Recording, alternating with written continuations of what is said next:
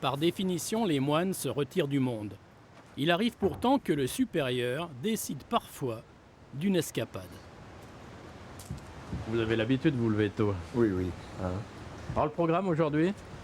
Eh bien, donc, nous allons à Porquerolles, et puis vous verrez. 5 heures du matin. Père Placide et Père Denis partent vers le soleil. Ils ont une bonne raison, ils vont chercher leur compagnon Séraphin, bâtisseur du monastère. 8,35 s'il vous plaît. Voyage bien peu orthodoxe. Il y a eu l'auto, il y a eu le McDo, il y a maintenant le bateau et dans quelques secondes, l'hélico. Car le Saint-Esprit fait tomber du ciel un drôle d'ange en uniforme. Exercice de gendarmerie sur le pont supérieur de l'embarcation. Mon père, ils vous ont pris pour des terroristes, là? Oui, oui, absolument. Ça vous est déjà arrivé? Oui, à Poitiers. Nous avons traversé la ville avec nos frères, nous étions une quinzaine, et il y a eu 4 appels à la gendarmerie pour signaler ce commando d'islamistes. Parce qu'on vous a confondu avec des islamistes. Oui, oui. Nos sœurs sont c'est un peu le même costume au fond. Ouais, Parce que les musulmans ont repris beaucoup d'usages chrétiens des premiers temps, vous savez. ouais. Ah oui, Alors là, le père Séraphin nous attend, j'ai vu là. oui, il est là. Il est là. J'ai laissé un message, mais sur le portable. Ah oui, je n'ai pas écouté.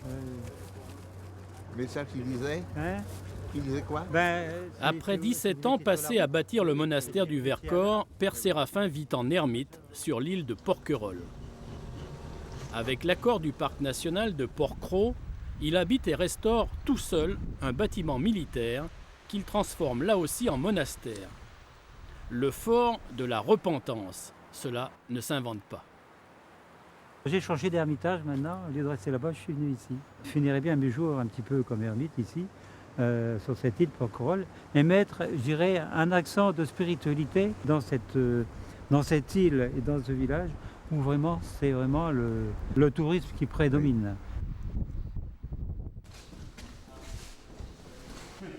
Comme la pièce ici était un peu éclairée, j'en ai fait un atelier. Voilà, c'est ici mon atelier. Donc, les pères nous amènent du bois du Vercors pour faire de la menuiserie. Quand je suis arrivé, il n'y avait ni porte ni fenêtre. Je suis resté 8 ans, hiver comme été, sans chauffage et à tous les courants d'air. C'est cette pièce qu'on appelle la caponnière, qui servait de pièce de défense pour le fort. Mais quand j'ai vu l'architecture de cette pièce, moi j'en ai fait une chapelle. J'ai refait tous les enduits à la chaux ancienne. Et donc j'ai fait cette iconostase qui malheureusement elle est un peu camouflée par les travaux. Séraphin travaille 5 heures par jour à restaurer le fort. Il passe 6 heures à dire la messe pour lui seul ou quelques rares visiteurs. Enfin, il effectue 6 autres heures de prière personnelle dans son petit bureau. Vous avez une vue magnifique, panoramique. Ah oui. Oui, mais enfin, tout ça, ça n'existait pas quand je suis arrivé, il a fallu faire tout ça. C'était l'ancien poste de surveillance pour la rade de Toulon, il n'y avait pas ce fenêtre. Il n'y avait pas ces fenêtres, il a fallu les faire. C'était ouvert et... Pas de repentance aujourd'hui. Il y aura nul silence au repas et nulle abstinence, sauf pour la viande. Pour nous accueillir, Père Séraphin a sorti quelques bouteilles de sa cave secrète, car l'ermite sait recevoir. Ah mon père, à mon avis, vous faites une entorse à votre... Ah oui, je sais, mais je vous l'ai dit tout à l'heure, quand il y a des autres, il n'y a plus de jeûne. Ah oui, oui. On a le temps de jeûner après. Alors, si j'ai bien compris, vous mangez des fruits secs ou Oui, fruits frais, Oui, du lundi au vendredi. oui, oui. Et le samedi et le dimanche, vous faites un peu de C'est ça. cuisine. Une cuisine de légumes. Vous ne regrettez pas le Vercors, du coup? Je ne regrette pas le Vercors, j'aime beaucoup le Vercors parce que c'est un lieu magique au point de vue monastique, vraiment très profondément monastique.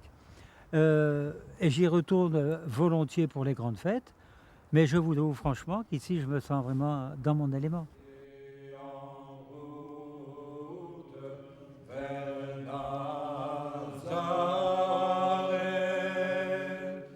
Pour la Pâque orthodoxe, Séraphin est donc remonté vers le nord et vers les montagnes.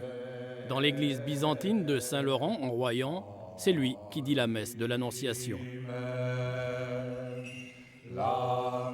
Sous le lustre aux bougies, symbole de la danse des saints dans l'univers, Placide, le fondateur, et Séraphin, le bâtisseur, sont à nouveau réunis. Ils ont fondé ce monastère en 1978. Dans la Drôme protestante et catholique, ils ont installé durablement une enclave orthodoxe, discrète mais rayonnante. Louez le Seigneur pour ses